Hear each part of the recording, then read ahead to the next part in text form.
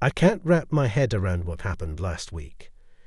Everything seemed so perfect, and then, in the blink of an eye, she ruined everything. It feels like everything happened so fast. A year ago, my wife, Aria, and I moved to another city. The promotion we were offered was a good reason to move, and besides, this place was closer to the south, which meant a much better climate. Everything looked promising, but even with the change of scenery, everything around us changed. Old friends were far away, and whether we liked it or not, we saw them much less often.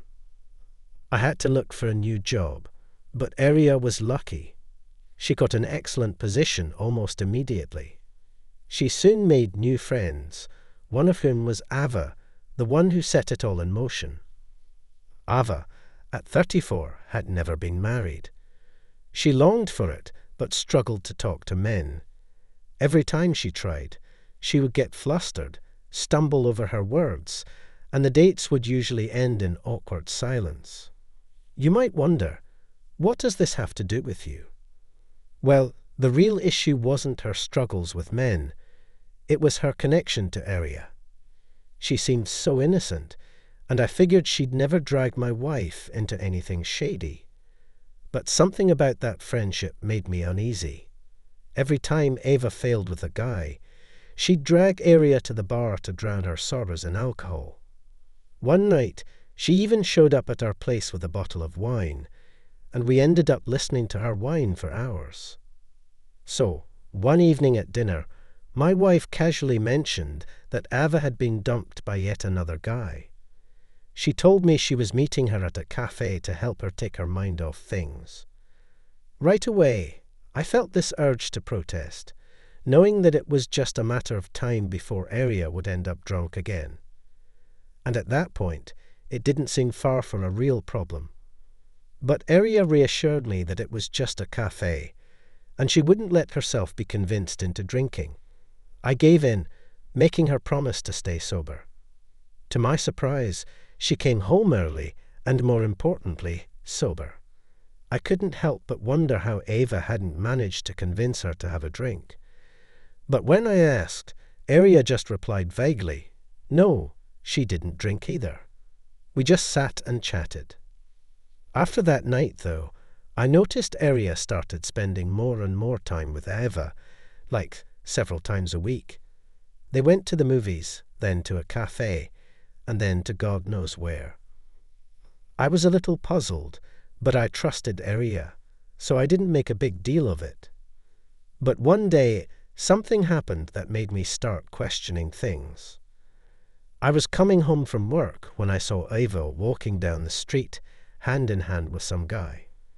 At first, I thought, finally, maybe she'll leave my wife alone and get her own life in order. Feeling relieved, I went to the fruit store, thinking that I could finally spend some quality time with Aria, just the two of us, without hearing about her friend.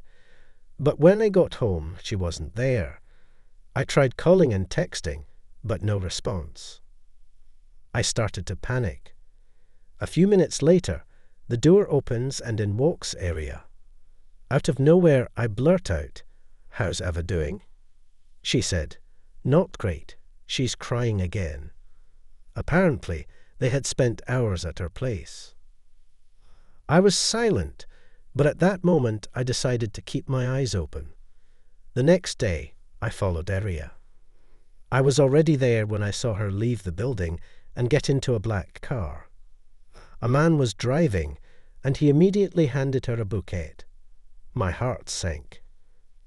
I tried to stay calm, convincing myself that there must be a reasonable explanation for this. But I couldn't get rid of the feeling that something was wrong, so I followed them. After about 15 minutes, they stopped in front of the hotel, and I realized that I couldn't keep making excuses. I got out of the car, walked up to her, and punched this man in the face. She tried to explain something, but I couldn't listen. I demanded the key to her apartment. Trembling, she handed it to me. I took it, turned around and left. At home, I started packing my things. That's when I found the business card, which I immediately typed into Google. To my horror, it was a picture of her lover, and his name appeared on the employee page of the company where she works. But I'm not done yet. I found his wife's profile on the internet and wrote to her about everything. After a long silence, she only replied with a cold thank you. A few days passed, and I couldn't get my mind off it. Aria kept messaging me, begging for a chance to explain. I was torn, unsure whether I should just walk away or hear her out. But I figured I'd give her one last shot and see if there was any hope of salvaging our marriage. We met up. Aria looked exhausted and tearful. She confessed that her lover had left her, claiming that I'd told his wife everything, which had landed him in serious trouble, especially since his company was registered under her name. And it all started with that fateful evening when Ava invited her to the cafe. Aria walked in and immediately sensed something was off.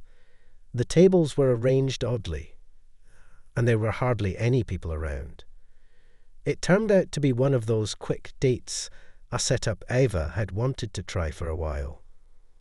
There was just one thing that scared her, and she claimed she didn't pressure Aria into participating. She just wanted her to be there for support, as a spectator. But according to my wife, it went like this. One of the girls who was supposed to be there didn't show up and notified the organizers too late. So, my wife was seated at the table instead. It would have been awkward to back out at that point, and she didn't want to ruin the mood for anyone, so she just went along with it and decided to mention she was married. The dates began, one after another. 5 different guys sat down next to her, showering her with compliments, but as soon as she mentioned her marriage, they disappeared. One guy even said he found it more intriguing, but he was 20 years old. What could you expect from him, right? When it was finally her turn to wrap things up, she was relieved, hoping it would be over. Then, a handsome man with a dazzling smile sat down next to her. His intense gaze threw her off, and she forgot to mention that she was married. He said he had noticed her the moment he walked in and saw her ring, so they might as well chat. It wasn't a crime. It turned out he was also married, and his wife knew he attended these events for the sake of business networking. After the date, he invited her for coffee to get her thoughts on a restaurant, handing her his business card.